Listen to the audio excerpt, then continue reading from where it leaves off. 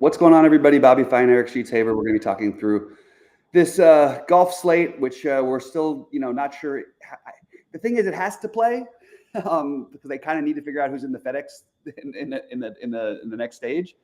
But I don't know when it's going to end. You might have a week-long sweat or a 6-day sweat or something like that.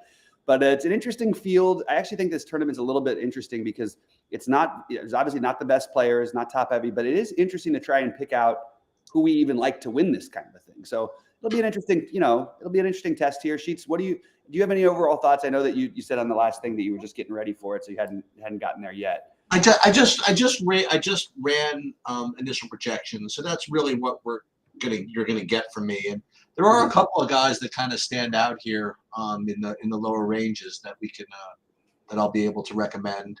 I have no idea what they're going to do with this tournament at all. I'm sure that there's some good analysis out there about the different possibilities. I just haven't seen it. I did dig into it, and I can't find anybody who doesn't say the same thing. So what I'm doing is stacking waves because I don't think there's any way to tell who's going to get the best and worst of the weather. And will stack players, try to get my lineup stacked in a certain order. So where I have guys who are teeing off within an hour of each other, pretty much across the board. A little bit, I'll vary, you know what I mean? But that's sort of the way that I treat these things sometimes. And can I tell you something? That's like one thing that I've just never done.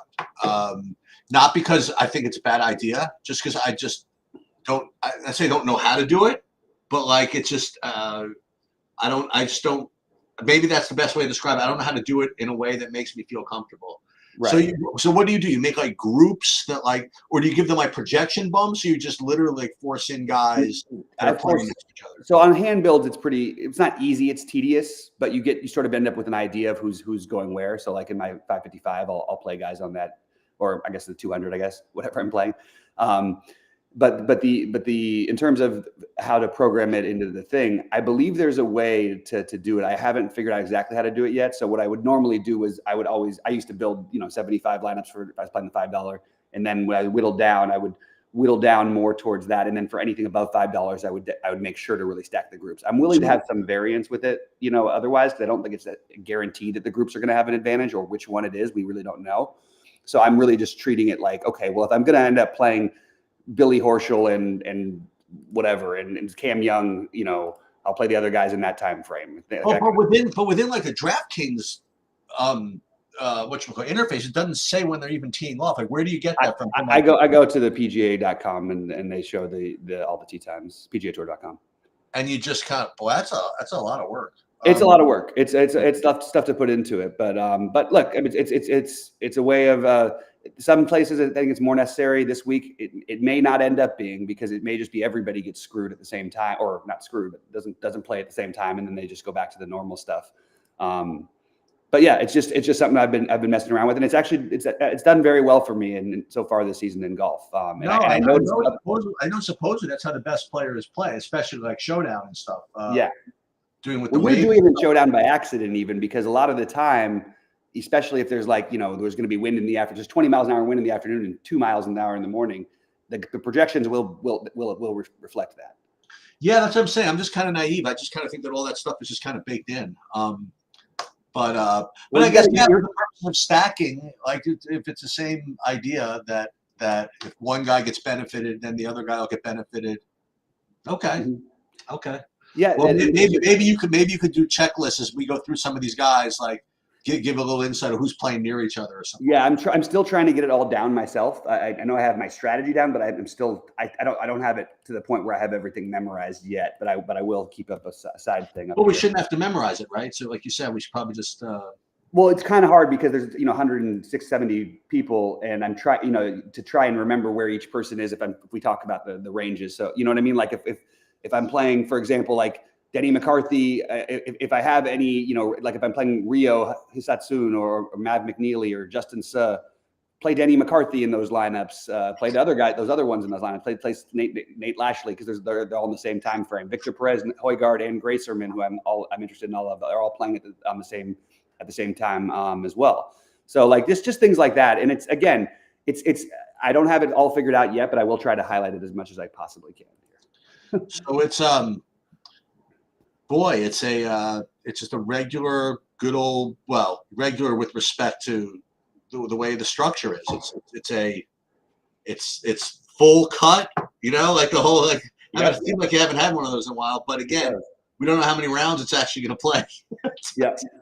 But I wasn't aware of what you had said, that they sort of have to get through it for points and stuff like that. I guess so, right? I guess. And that's the other thing that I was looking at this week. And Kenny used to very highly focus on this when we would talk about stuff. And I think it matters, but I don't know if it, like, there's 5 players who have, it's going to really matter where they finish, depending on where they, if they want to make the FedEx Cup.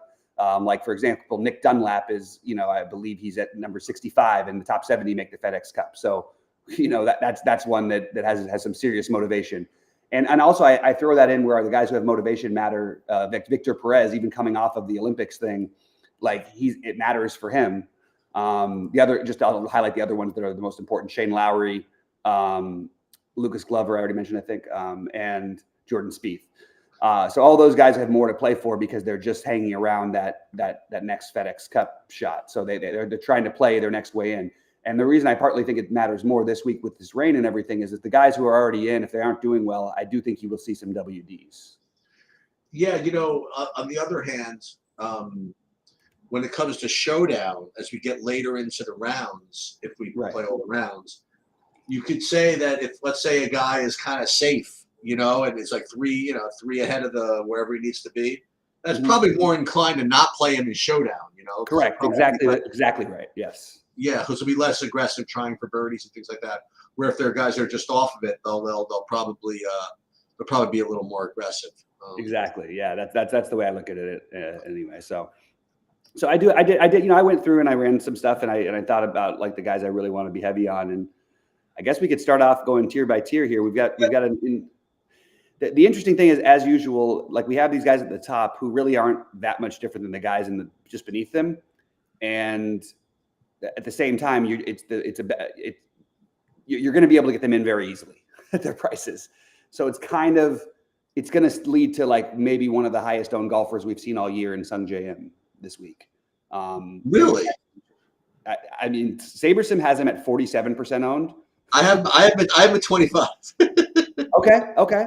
I mean, I got him at nothing. It's possible it spreads out the top, but I'm just saying that. So I'm looking at it as if he was. So I'd like to be below the field on that. But and with Lowry, I would ordinarily. But the fact that it's important for him to advance, it makes me more interested. Usually, I'd want to fade him coming back, from Paris.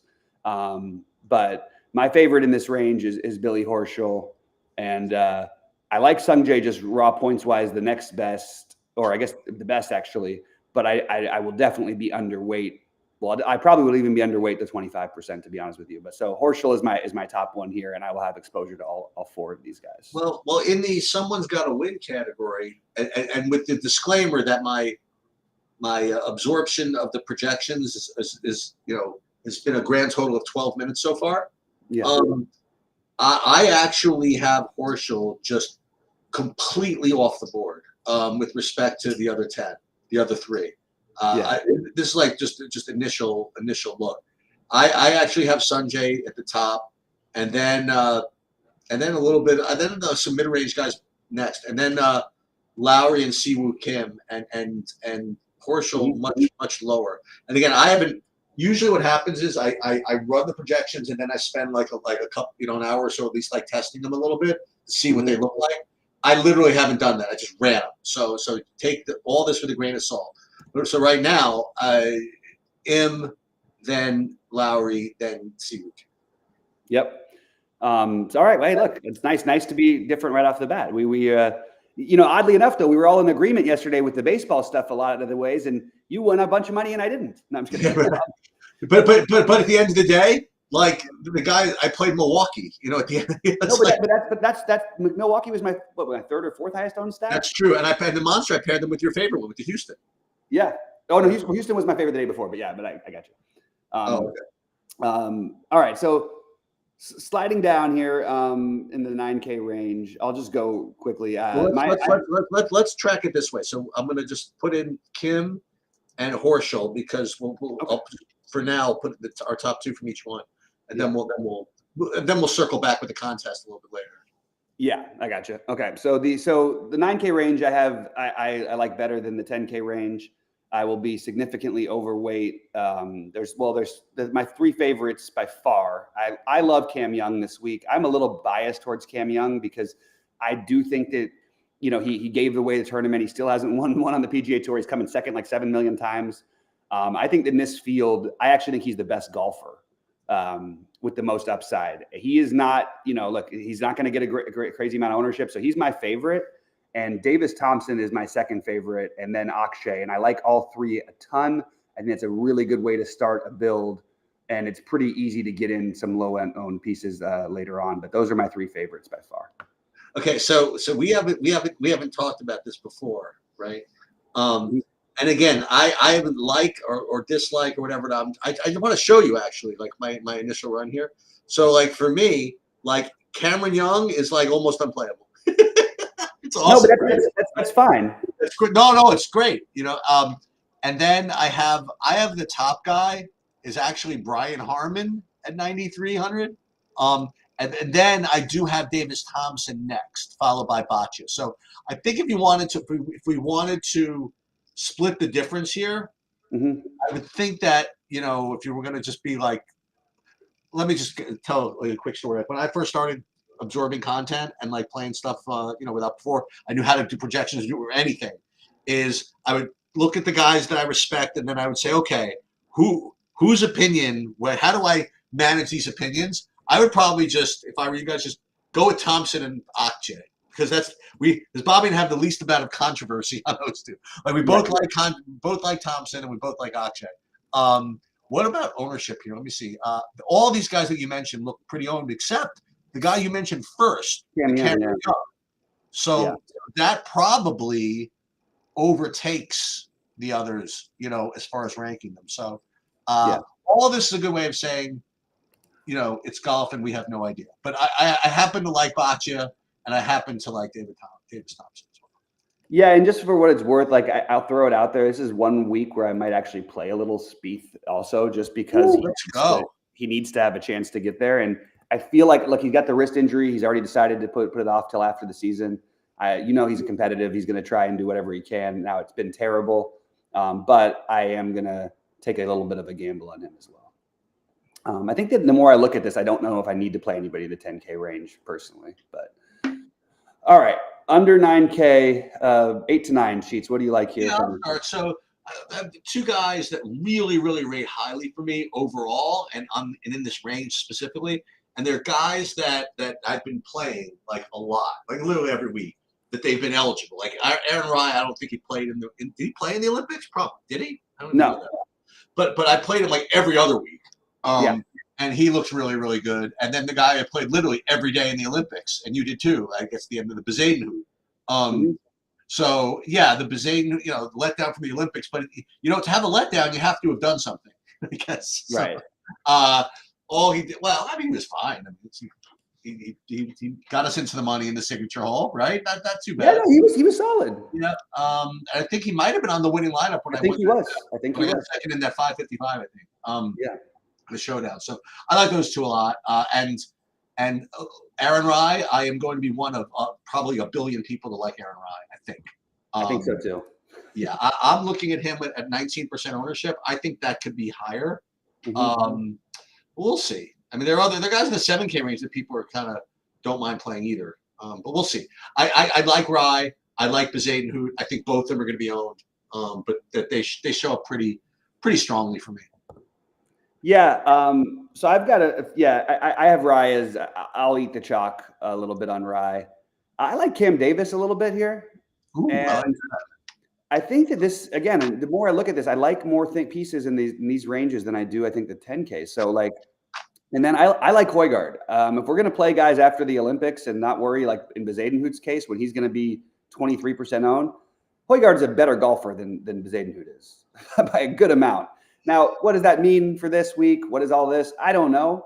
I just know that this Højgaard is one of the best golfers, and you could argue in 3 months he might be considered the best player in this field.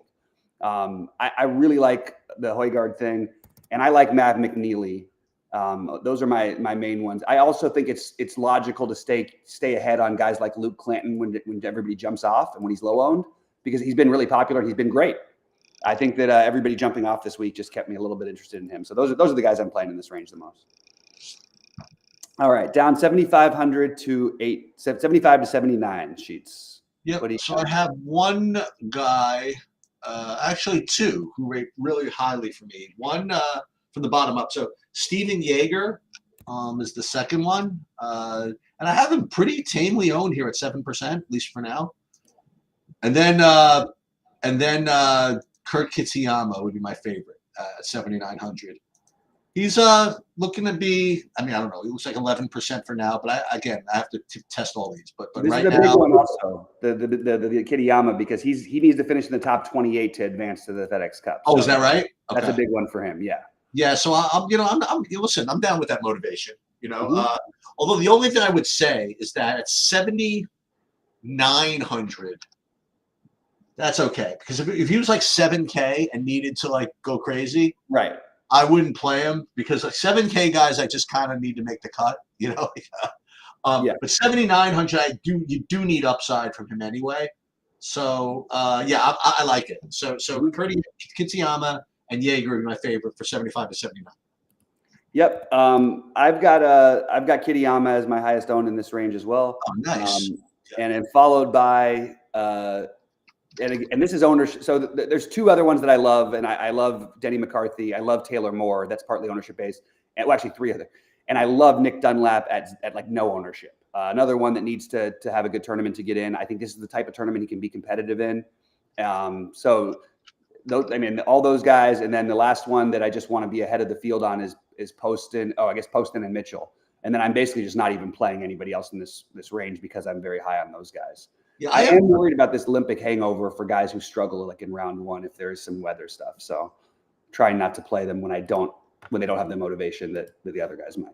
Yeah, for what it's worth, I have Dunlop, as you said, I have like 2% ownership. Yeah, and I programmed, I wrote him in for 20%, so that's what I wanted of him. All right. Oh, well, you might, a very smart man once told me, I think my name is Bobby, is that depending on how many lineups you play, I mean, if the guy's going to be 2%, you don't really need to have 20. Well, sometimes that's true, but I think when it's a sport, like when it's something like golf, and the difference is so minimal between these guys, I actually like going crazy with it. And the way that I put it, like, yeah, I'm looking at it trying to win a tournament with so many thousands of people, and I like the way that the one golf guy, Toe Tag and Tambo, always talks about it. He's like, look, there might be 3% of this guy in lineups or whatever, but remember, that's still whatever 1,500 people you have to beat with that guy even once you beat it. That's true. That's true. So, and because you're trying to win these things, they're so top heavy. All right, 7K to 7,500. I got a bunch of dudes here. Nice. Okay. Some guys that they've been jammed down our throats the last week or two, and the others have been kind of just like been forgotten about a little bit. So the guys that have been jammed down our throat are Victor Perez. Yep. And actually CT Pan. Because I mean, we played everybody played him, and he was good. He was good enough. Yeah. And those guys happen to rate pretty well. You can talk about the hangover, whatever, but they do rate pretty well. The top guy I have is Doug Gim, and then another guy who's kind of jammed down our throats, but I actually did pretty well with him, was Andrew Novak from a couple of weeks ago. Yep. But I got two others. One is the guy who everybody thought was going to be 30% on that 1 week, and I'm like, there's just no way he's more than 15. And anybody who plays him more than 15 should quit DFS. And that is Austin Eckroat. 5% is I'll do that. You know what I mean? Like, and that seems totally reasonable to me. And the last one is a guy that really just hasn't been anywhere in our lives recently. That would be Mark Hubbard. So I like that. So Hubbard, Novak, Eckroat, and then a little higher up in my list is Gim, Perez, and Pan.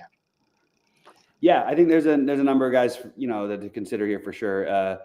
My highest by far is Lucas Glover. Like, ooh, there we go. I have 25% of him right now.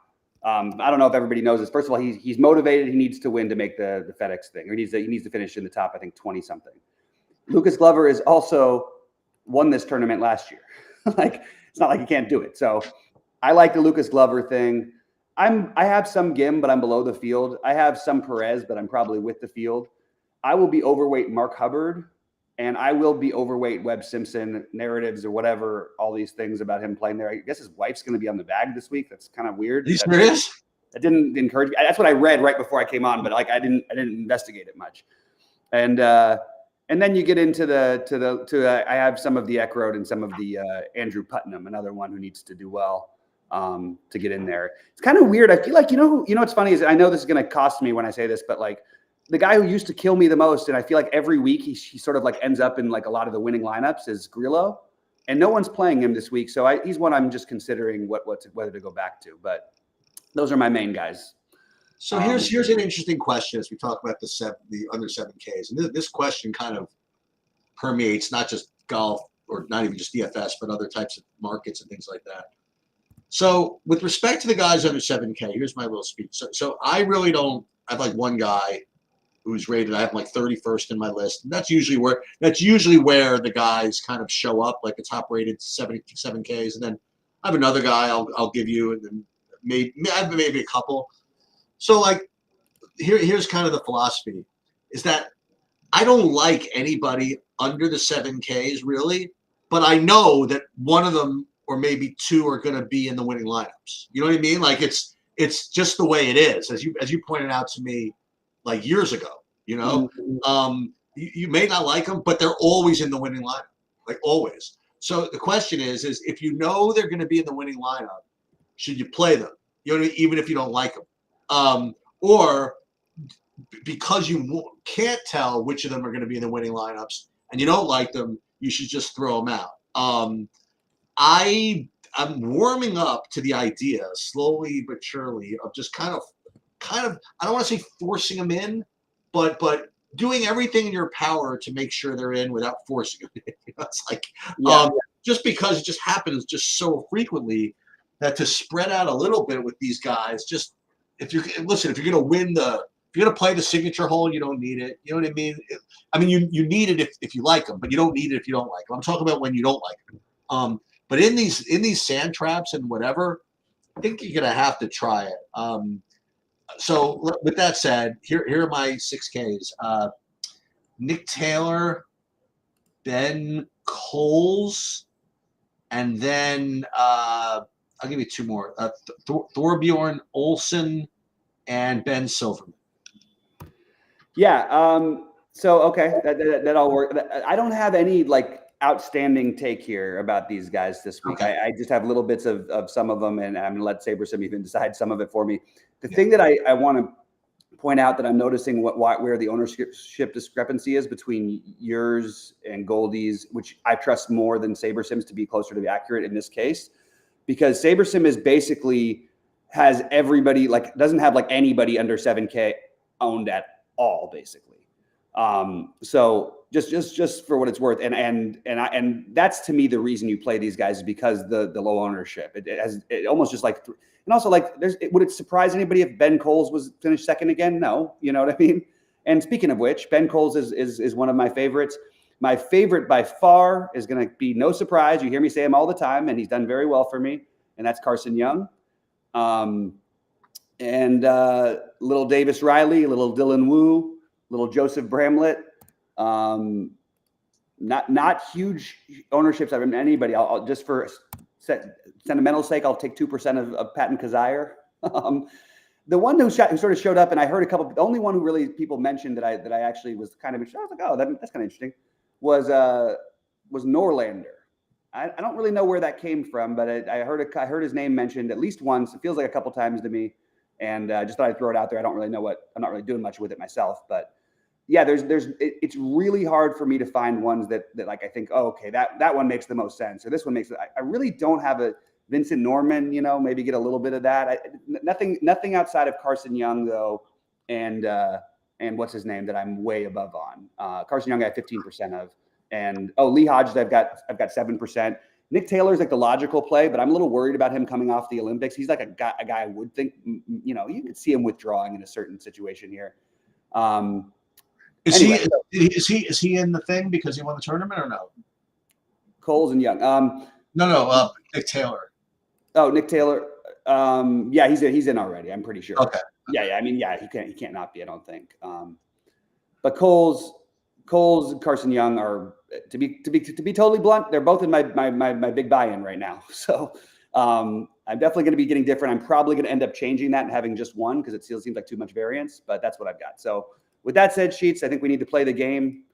And the other thing I will say is that I'm already, as I'm going through this, I don't want to show anybody this, but I'm already seeing some holes in the. This is what's so funny. This is why, as I'm trying to strike the balance between trying to automate my process and then realizing that it needs like a human being to like kind of deal with it. So I'm already like seeing like when I just ran like my initial projections and my ownership and stuff, I already see like some, I don't say some errors, but some real just like fishy trends that I need to kind of hand deal with. And part of them does have to do with SaberSim, as you mentioned. But it's not exactly the same thing as you mentioned. But I'll talk to you about that maybe even offline. Yeah. But pretty much all of the guys that all of the ownerships that I have projected are probably going to end up being higher of the guys that I mentioned. So I don't think that Sanjay maybe 40 is a little much, but I think that definitely over the 23 or whatever that I have. I think something more like 28 is going to look right. But my initial projections are ownership. I can tell you that in single entry and in the high buy-ins, it probably will. I think it will be closer to 40. You could be right. I just think he's the most comfortable name people feel with any of these top guys. Is it a comfortable name? Yeah. I mean, he's consistently been good and like he plays there all the time, but he had a bad stretch at one point last year, kind of this year a little bit at times, but he's definitely the most established, consistent-ish golfer, I guess, of these guys. Yeah. He and Lowry, I guess, would you say that about, but Lowry's got coming back from Europe, whatever. I mean, that's just my take. I just have a feeling that that's going to be how it goes. I think they're going to cram up the Aaron Rye. Wow, I know who SaberSim loves. Jesus Christ. I just looked at this one. Okay, I'm going to have to rerun some things. Anyway, all right, so yeah, I think the Aaron Rye will probably be the second most, along with, I think Davis Riley will be more owned than they're projecting. Davis Riley? Sorry, it was my bad. Davis Thompson? Yeah, that's just my guess. Yeah, I have to look at it again. But yeah, so with that said, later, I'd love to do a live thing. Just because, but I like to kind of make sure they're playing tomorrow. Yeah, I feel like I'm wasting my time, honestly, with all this golf content today. But I feel better. But the fact that you said that they have to play at some point. But according to Rick, it's like literally like 2 to 4 inches of rain tomorrow. I mean, they're not playing in that. No, they're probably not playing tomorrow. But okay then. So I can. Now, are they going to lock tomorrow? I would imagine they would, and then DraftKings will have to make a decision. And I think that it's because if somebody withdraws or something like that, I don't know. I mean, personally, I think that you should always be whatever. I think there should be a lot of easier stuff with that DraftKings. I also am fighting my own battle with DraftKings, which I was going to say you got bigger fish to fry with DraftKings. Seriously, it's cost me too much, and on top of it, it hasn't been the greatest. You know what? I mean, okay, so this is kind of my I say philosophy, whatever. Is for those of you who don't know, Bobby's having a very difficult time, like just doing something so simple as like changing his lineups, and he's had this issue for as long as I've known him. For whatever reason, DraftKings entry editor hates it, and they won't let him change his lineup sometimes. And my concept is DraftKings should really try to help him out. Dude, it's, as you can tell, it's hard enough to fucking win. You know what I mean? Yeah. But to try to win when you can't even. It's hard enough to win when you can get everything in that you want, right. and to not at least let you get in what you want. I mean, like that it basically is throwing money in the trash. And especially when some of those players who you're trying to swap out of, they won't let you swap off of, are not even playing. Whatever. You know what I mean? Like whatever. It's yeah. I mean, you're playing guys that are very much better than they were a year ago, better than 2 years ago, with tools better than they were a year ago and 2 years ago, and you have people that actually were able to get Grayson Rodriguez out of their lineup somehow. You know what I mean? Like these are the people you're competing against, and all I want to be able to do, speaking as Bobby, all I want to be able to do is get the dudes that I know I want, that I can access. Yeah, it's not that hard. No, and it's pretty aggravating sometimes. But you know what? I'm trying to stay more positive in life in general. It hasn't done me well enough, to be I'm tired of any of these things. So I'm trying to go positive, but I would like them to make it right at some point. Anyway, with that said, Sheets, who do you like to win this tournament? It's the first question. I'm not playing. Sanjay M never wins anything. I don't know. There you go. Yeah, that's fine. Yeah, so we'll go with all right, I'll go all the way down the list. I'll go Aaron Rye. I'll go Aaron Rye to win the tournament. How about that? All right, there you go. That makes some plenty of sense. I don't know why I can go so well on Sundays. That was, by the way, that was a little. That was a joke. I know. All right, I'm putting him up on my thing a little bit though more. All right, so I'm gonna take Cam Young. Okay. I already talked about it. I can't go against it now. Under 10K to make the top 5. Davis Thompson. Okay. I will go. I like that. I will go with all right, under 10K. All right, I'll go with Akshay. I'll go with Akshay. That was the other one I would have picked for sure. Let me put all these guys in there. Thompson, Rye, Young, Bach. Okay. Under 8K. Under 8K? No, under 9K to make the top 10. Under 9K to make the top 10. I'm just looking at the most of. That's not, well, for me, that's not Aaron Rye. Yeah, that's not. Yeah. I am going to say. I'm going to say Kurt. No, I don't need to do that with Kitayama quite. I do like him though. All right, I'm going to go with Højgaard as a little bit of a sneaky one. And I'll go with the top available in my board. I'll go with Bezaden. Okay. I am going to go. No. So under 8K to top 20. Under 8K to top 20. I do like Kitayama as the chalk, and my sneaky one is Dunlap. I will go with then Doug Gim. So we're gonna go with Gim, Kitayama, and then the little sneaky. Who's the little sneaky one at the end there that you snuck in there? Dunlap. Yeah. Right. Under 7K to make the cut. Let me just add that. Give me under 7K to make the cut. I like Carson Young. Yeah, I guess I'll just go with my top-rated guy again. I'll go with Nick Taylor, 6,800. All right, so who over 9K will miss the cut, or withdraw, whatever. Who over 9K is going to miss the cut? Sheets' favorite part of this. I'm going to go with. There's no way this one happens. The right answer is obviously Jordan Spieth, but the one I'm going to go with here is I'm going to just say, because I hope it, because I'm not going to have that as nearly as much of him as the field, and that would be Brian Harman. That's what I was going to say. Actually, I'm going to go. I'm going to go with the lowest rated guy I have that's over 9K, and that's going to be Minwoo Lee. That makes sense. I think he's the other one I would have thought of. So listen, as always, I really do hope they play because you know what? I'm listen, successes or non-successes. I've really been getting into the showdowns as well. I really like playing the golf. So yeah, I hope they don't do. I hope they don't have these rolling showdown slates where they're starting like round 2 before, you know what I mean? Like round 2 locks before round 1 ends, and all kinds of craziness. But I'm down with it. I'm down. We'll see what happens. Yep. Yeah, it should be fun. I really hope it happens as well. And you need it you got to keep winning the showdown sheets. You can't stop. Dude, sure. Why not? Let's go. All right, buddy. Well, have a good day. Good luck, everybody. And I'll see you guys at 6 Eastern for baseball. And hopefully we have